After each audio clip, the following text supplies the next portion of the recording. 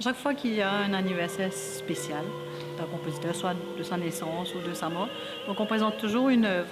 En 2000, on avait fait le Magnificat de Bach, etc. Donc on marque ces années-là. Cette année-ci, c'était un petit peu particulier puisqu'on a été pris avec la comédie musicale Beauty and the Beast. Donc du coup, on n'a pas de préparer une œuvre de Handel. Ça fait le 360e anniversaire de sa mort. Donc du coup, il fallait célébrer ça d'une certaine façon. Et donc l'idée est venue que je fasse un récital. Je te regarde. Ah misère. Donc au départ, ça devait être qu'avec piano, avec Jonathan L'Espérance. Et puis finalement, on a décidé de faire avec un petit ensemble de violon. Donc principalement les professeurs du conservatoire. Donc Johanna Gentil, qui est aussi le leader de l'orchestre du conservatoire, Christy Mathurin et Yoshini Tonnou. Et ensuite, on a aussi Guy Noël Clarisse qui s'est joint à nous. Donc dans le passé, il était aussi enseignant au conservatoire. Et donc il s'est joint à nous pour ce concert. Donc voilà un petit peu comment est née l'idée de ce concert.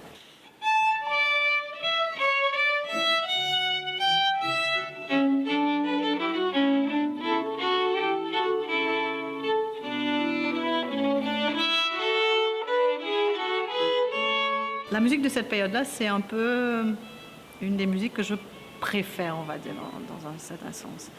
Et c'est une musique qui n'est pas toujours très connue. Bon, certains morceaux que je vais prendre lors de ce concert, comme le Ombra Mai Fu, qui est en fait un aria tiré de l'opéra Cerce de Handel. En fait, de tout l'opéra, c'est cet air-là qui est resté, puisque cet air-là est aussi connu comme le Largo de Handel, donc souvent joué par les violonistes, les violoncellistes, etc. Donc très connu, morceau très connu. Donc en fait, beaucoup de ces arias de Handel, donc ils étaient à la mode à la période baroque, donc, mais par contre à la mort de Handel en 1759, donc beaucoup de ces arias sont tombés en fait dans l'oubli, donc à la période classique, puisque les compositeurs avaient en tête d'autres types d'œuvres. C'était surtout les symphonies, les sonates, etc. Donc du coup, beaucoup de ces œuvres sont restées, on va dire, un peu dans les oubliettes. Ce n'est qu'au XXe siècle, on va dire dans la deuxième moitié du XXe siècle, il y a eu tout un mouvement qu'on appelle le Historically Informed Performance, le mouvement HIP. Avec ce mouvement-là, donc il y a beaucoup de ces œuvres qui ont été déterrées, si je puis dire, et remis au goût du jour. Et alors, ce qui est intéressant avec ces arias de Handel, enfin déjà avec les opéras de Handel, c'est que beaucoup de ces œuvres ont en fait été écrites pour des castrats. Alors, ce qu'il faut savoir, c'est que à la période baroque, bon, les femmes, par exemple, n'étaient pas, on va dire, habilitées à chanter. Si je prends par exemple l'exemple de Vivaldi, ok. Alors Vivaldi, lui, c'est aussi un autre compositeur de la période baroque. Lui, il a enseigné à l'orphelinat La Pietà. Alors La Pietà en Italie, c'est un orphelinat pour jeunes filles, et donc il a enseigné là. Alors quand ces élèves faisaient un concert ou chantaient même devant le pape, il fallait qu'elles chantent derrière un rideau. Alors vous pouvez imaginer, autant que j'aime la musique de cette période-là, mais devoir chanter derrière un rideau pour qu'on ne voit pas, parce que les femmes n'avaient pas le droit de chanter. Bon, c'est un peu impensable aujourd'hui avec tout le mouvement féministe, etc. Mais c'était le cas. Mais bon, on essaye quand même de faire revivre un petit peu tout ça. Donc on ne va pas chanter derrière un rideau, bien sûr, mais en fait c'est l'idée de ça, de faire comprendre un peu aux gens, de faire connaître la musique de cette période qui n'est pas toujours très très connue.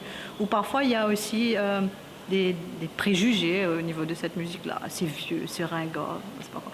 Mais bon, c'est une musique qui est quand même très très intéressante, d'abord à chanter, à performer, à jouer aussi pour les musiciens, parce que c'est une musique qui demande beaucoup finalement de technique, d'une certaine virtuosité dans certains passages rapides.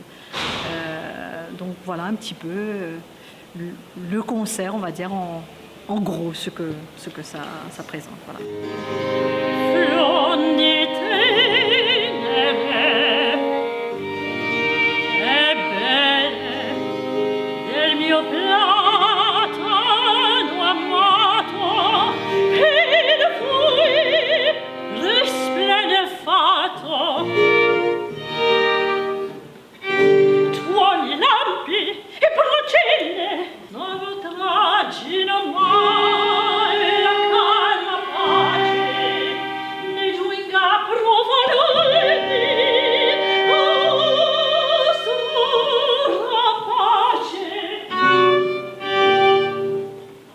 Savoir, c'est que beaucoup d'arias, des airs pour solistes de cette période-là, surtout de ce que Handel a écrit, qu'on va retrouver non seulement dans ses oratorios, mais aussi ses opéras, beaucoup de ces arias sont ce qu'on appelle des arias da capo.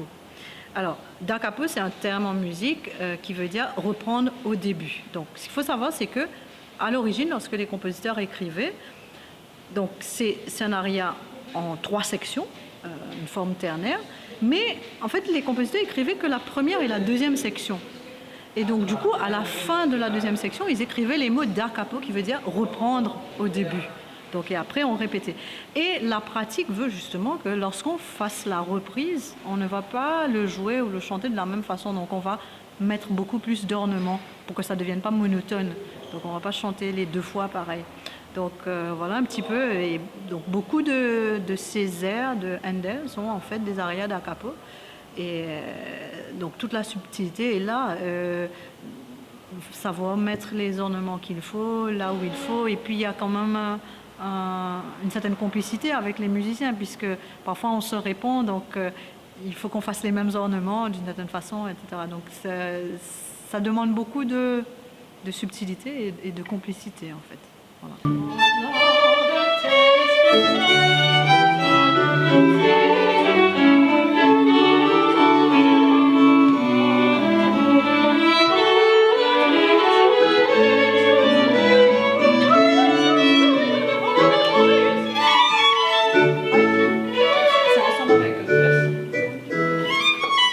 C'est très précis, même s'il y a des ornements, il faut quand même qu'on sache quel ornement mettre et répéter avec les ornements.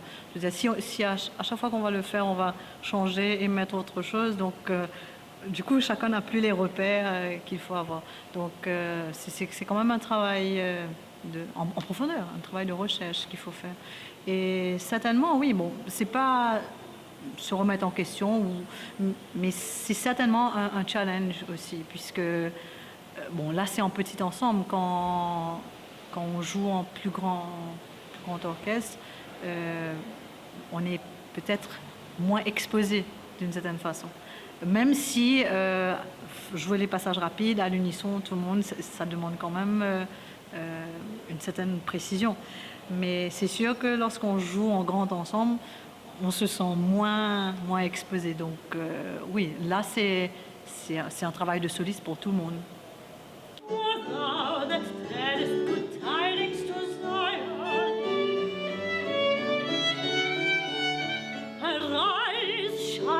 For thy light is come. Arise, arise, arise, shine, for thy light is come. Ça parle de beaucoup de choses. Donc si je prends par exemple le Messie, donc le Messie de Handel, donc c'est un oratorio qui est en 3 parties. La première partie donc qui annonce la venue du Messie, puis la nativité. Okay. La deuxième partie, c'est le ministère du Christ, et puis finalement la passion, la mort, la résurrection. Donc ça se termine avec la résurrection. Et puis la troisième partie, c'est une partie qui est, on va dire, plus réflexive. C'est sur le chrétien qui se pose des questions et qui se remet en question.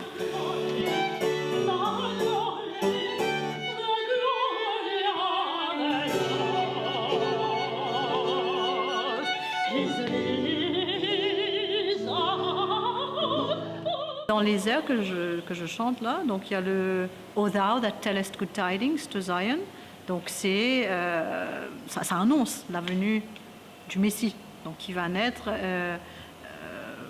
etc. Et ensuite, par exemple, He was despised, ça c'est dans la Passion, donc lorsqu'il est rejeté, on lui crache dessus, on lui arrache la barbe, il est flagellé. Donc, et ça c'est intéressant parce que justement dans la section du milieu de cette aria, on a un accompagnement qui est tout en rythme pointé.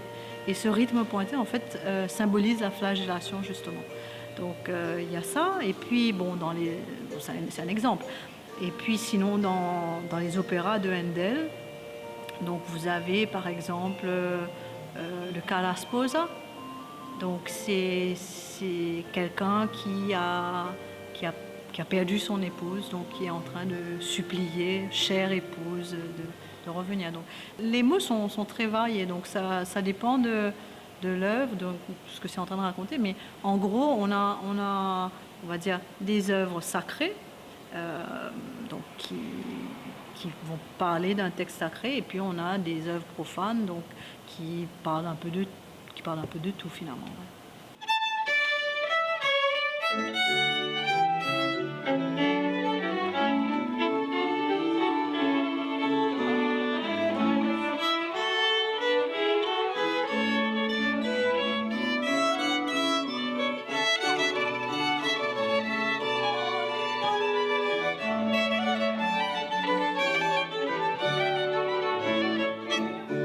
En tout cas, vous éprouvez beaucoup de plaisir à jouer tout ça.